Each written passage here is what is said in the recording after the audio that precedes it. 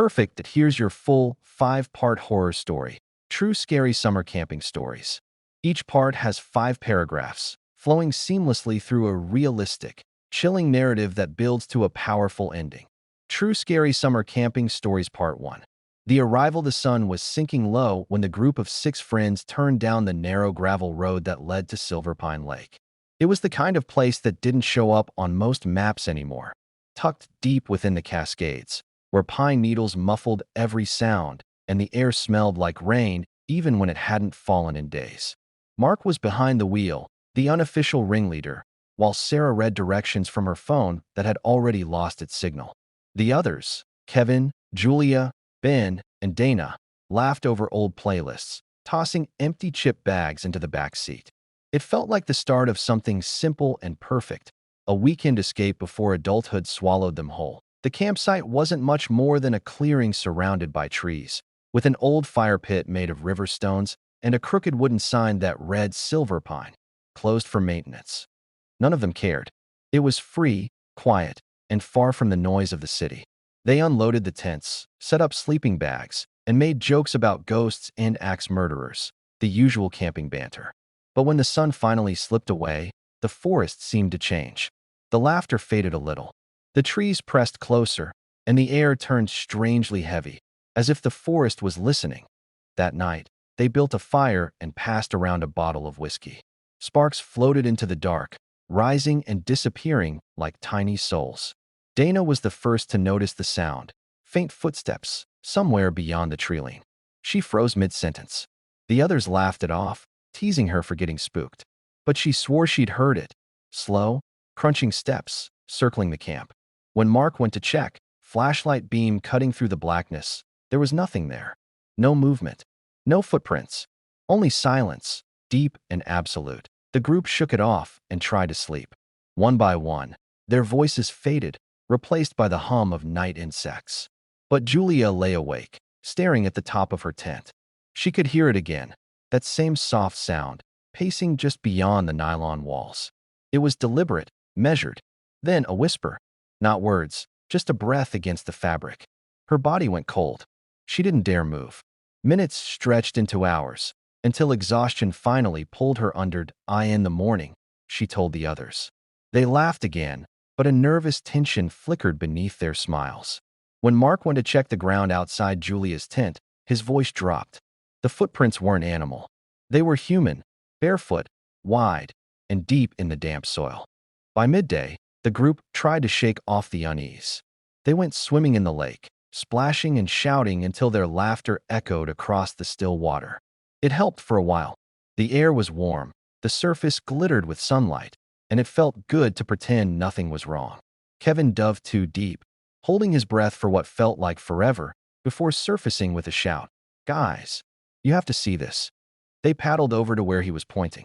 Just below the water's surface, tangled in weeds, something pale floated.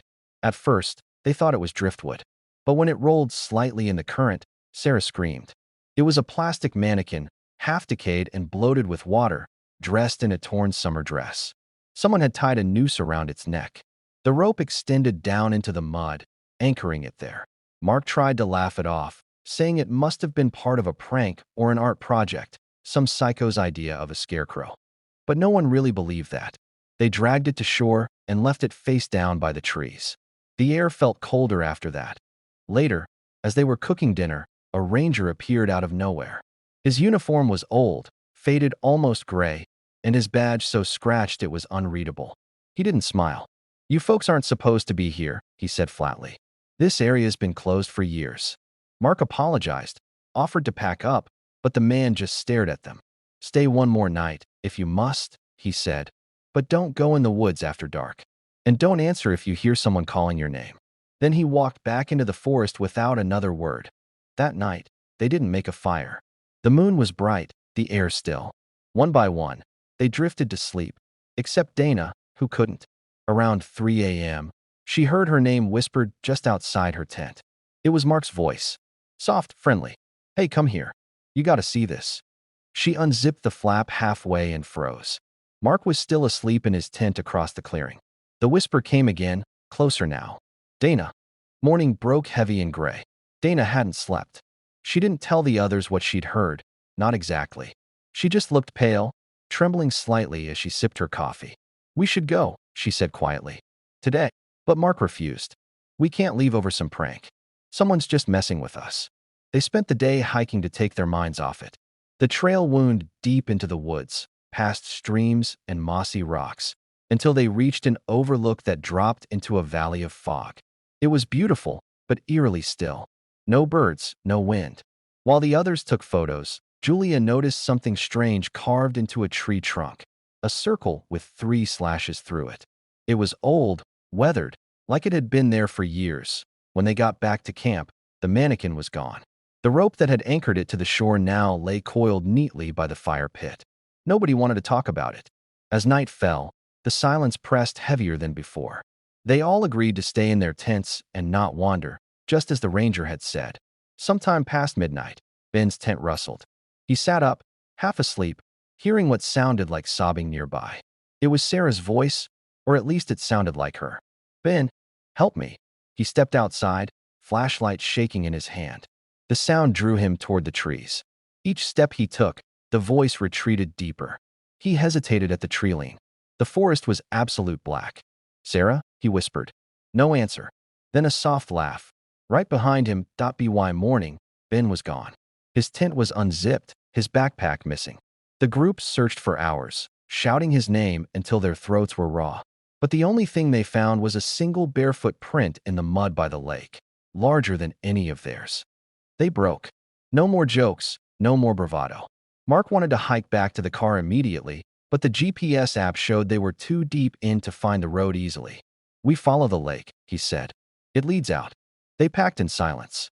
The forest seemed alive now, every branch a hand, every shadow watching by noon. A storm rolled in. Rain hammered the trees, blurring the world into gray. They tried to keep close, but visibility vanished. At one point, Kevin turned around and realized Julia wasn't behind him anymore. They shouted her name until lightning cracked the sky, and that's when Sarah saw it. Across the lake, through the sheets of rain, Julia stood motionless at the shore. She was barefoot, soaked, and smiling. They ran toward her, but as they reached the edge of the water, she turned and stepped straight in, vanishing beneath the surface without a ripple. Kevin dove after her, ignoring their screams. The water was black, freezing. He didn't come back up. Sarah collapsed on the sand, sobbing. Mark grabbed her shoulders, shaking her. "We keep moving. We don't stop." They ran until night swallowed them again, finally stumbling into a clearing, the same one where they'd started. The campsite. Somehow, they'd looped back. The fire pit still smoldered. The rope lay coiled where they'd left it. Then they saw the ranger again. Only this time, his uniform was dripping wet, his face pale as ash. "You shouldn't have stayed," he said softly. "They never left." He pointed to the lake. "They're still down there." Mark and Sarah huddled by the dying embers of the fire.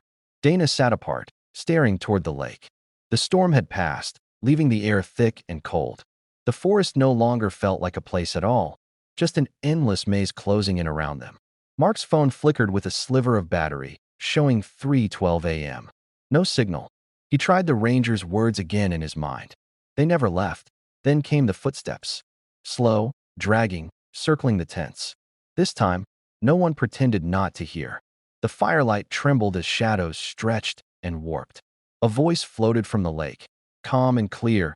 "Come back." It was Julia's voice. Sarah clamped her hands over her ears, whispering, "It's not her. It's not her." Over and over, Dana stood. Her eyes looked distant, unfocused. "Maybe if we go to them, it'll stop." She took a step toward the water.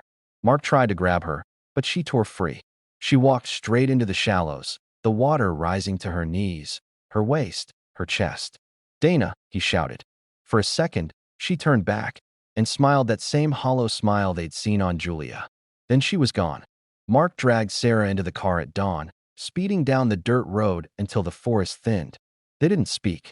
When they finally reached town, they found a real ranger station. The officer there stared when they explained where they'd been. "Silverpine," he said quietly. "That place burned down in '94. A camp accident. 6 people drowned in the lake." He showed them a photo on the wall. The old ranger. The same face, only much younger. A week later, police searched the site. They found no trace of the friends. But near the water's edge, half buried in mud, they discovered a rusted sign. The letters were barely legible beneath decades of grime, but they read, Camp Silverpine, Ist 1968.